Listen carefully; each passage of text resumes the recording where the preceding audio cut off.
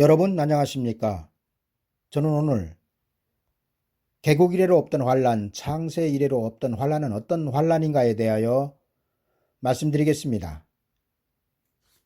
개국 이래로 없던 환란, 창세 이래로 없던 환란은 성경에 기록된 환란이며 장차 우리에게 닥쳐올 환란입니다. 그리고 환란이 일어나는 시기는 언제인가? 이것은 매우 우리들에게 중요한 문제들입니다. 대부분의 설교자들은 마지막 때에 있을 환란의 기간을 7년으로 말합니다. 그러나 7년의 환란은 성경에 없습니다. 오늘 저는 이에 대하여 말씀을 드리려고 합니다. 첫 번째로 성경이 기록하고 있는 마지막 때의 환란은 어떤 환란인가? 성경은 마지막 때에 있을 환란에 대하여 개국 이래로 없던 환란, 창세 이래로 없던 환란이라고 증거하고 있습니다. 여러분, 장차 닥쳐올 환란은 하나님께서 천지를 창조하신 이래 여태까지 없던 환란이 될 것입니다. 이는 닥쳐올 환란이 얼마나 큰 환란인지를 짐작하게 합니다. 그렇다면 창세 이래로 이날까지 없었던 환란은 왜 무엇 때문에 또 어떻게 오는 것일까요?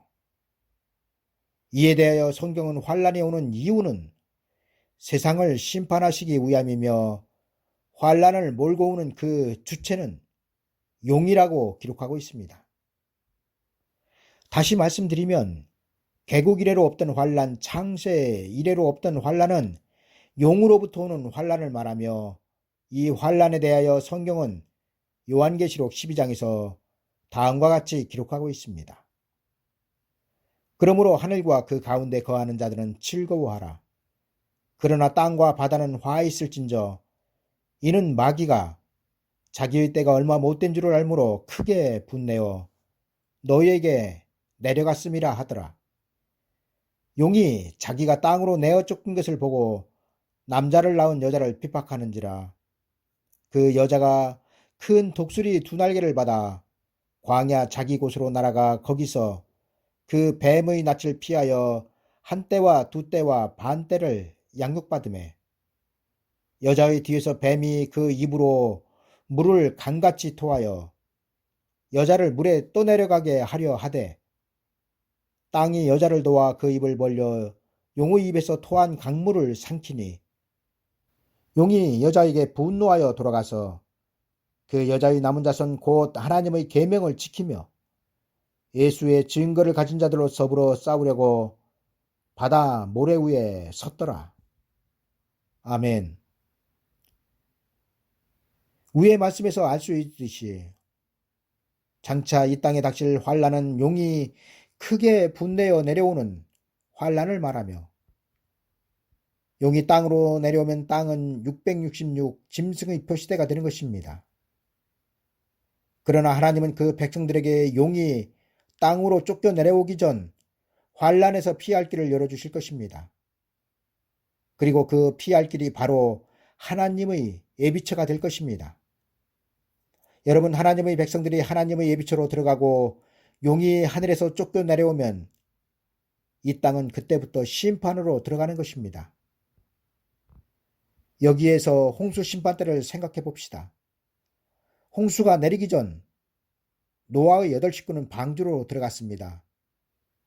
그리고 하나님께서 내리신 홍수는 이 땅을 덮었습니다.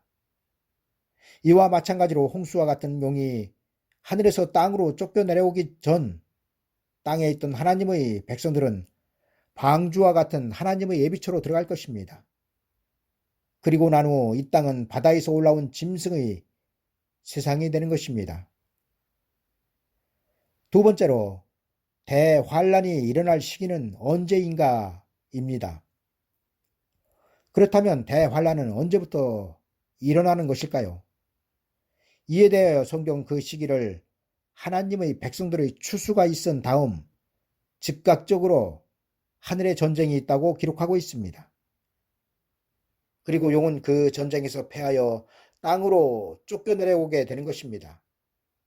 하늘의 전쟁은 요한계시록 12장 7절 이하에 나오는 전쟁으로 미가엘과 그의 사자들이 공중 권세를 잡고 있던 용과 그의 사자들을 상대로 벌이는 싸움을 말합니다. 여러분, 이 싸움에서 하나님은 미가엘을 보내셔서 미가엘로 용과 싸움을 하게 하십니다. 누가 먼저 싸움을 걸었을까요? 성경은 분명하게 미가엘이 먼저 용에게 와서 전쟁을 선포하였다고 기록하고 있습니다. 그리고 하나님께서 미가엘로 용과 더불어 싸우게 하신 이유는 용을 공중에서 쫓아내실 때가 되었기 때문입니다. 하나님은 예수 그리스도께서 공중으로 재림을 하시기 전 반드시 용을 먼저 땅으로 쫓아내셔야 합니다. 왜냐하면 공중은 예수 그리스도와 그 백성들의 혼인 예식장이기 때문입니다.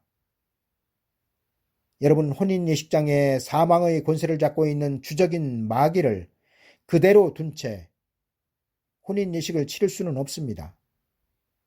따라서 하나님은 예수 그리스도의 공중 재림이 있기 전 먼저 공중 권세를 잡고 있던 용을 땅으로 쫓아내시는 것입니다. 그런데 문제는 공중은 용이 쫓겨남으로 회복이 되었지만 땅은 큰일이 났습니다. 왜냐하면 성경이 이렇게 기록하고 있기 때문입니다. 그러므로 하늘과 그 가운데 거하는 자들은 즐거워하라. 그러나 땅과 바다는 화 있을진저 이는 마귀가 자기 때가 얼마 못된 줄을 알므로 크게 분내어 너희에게 내려갔습니다. 여러분, 마귀가 크게 분을 내어 쫓겨내려온 장소는 땅입니다. 그리고 이는 노아의 때 홍수가 땅을 덮었듯이 마지막 때는 하늘에서 쫓겨내려온 용이 땅을 덮을 것입니다. 여러분, 하늘에 전쟁이 있고 용이 그 권세를 잃어버리고 땅으로 쫓겨내려올 때 이 땅에서 하나님의 보호를 받지 못하면 그 누구도 용의 분노에서 살아남을 수 없습니다. 여러분, 홍수 속에서 살아남은 자가 없었듯이 용이 땅으로 쫓겨내려온 이후에 구원받는 일은 절대로 없습니다. 이제 말씀을 맺겠습니다. 하나님은 용이 미가엘 천사장에게 패하여 땅으로 쫓겨내려오기 전, 곧 후 3년 반이 시작되기 전 먼저 그 백성들을 하나님의 예비처로 인도하실 것입니다. 그리고 하나님의 백성들이 하나님의 예비처로 들어가고 난 후 이 땅에는 666 짐승의표가 시행되며 666 짐승의표가 시행되면 이 땅에서 하나님의 보호를 받지 못하는 자는 그 누구든지 짐승의 표인 666표를 받게 될 것입니다.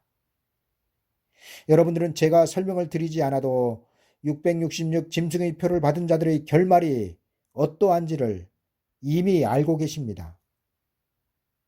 여러분, 우리에게 닥칠 종말은 참으로 무서운 것입니다. 왜냐하면 우리의 영혼뿐만 아니라 우리의 육체까지도 666 짐승의 표는 지옥으로 인도할 것이기 때문입니다. 여러분, 용이 분노하여 땅으로 쫓겨내려오면 모든 것은 끝이 납니다. 그때는 이미 늦습니다. 성경은 모든 것에 때가 있음을 증거하고 있습니다. 심을 때가 있으면 거둘 때가 있듯이 우리 피조물에게도 구원받을 때가 있는 것입니다. 여러분, 이 구원의 때는 그 누구도 외일 수 없습니다. 하나님은 정하신 날에 예수 그리스도를 공중으로 보내실 것이며 정하신 날에 이 세상을 심판하실 것입니다.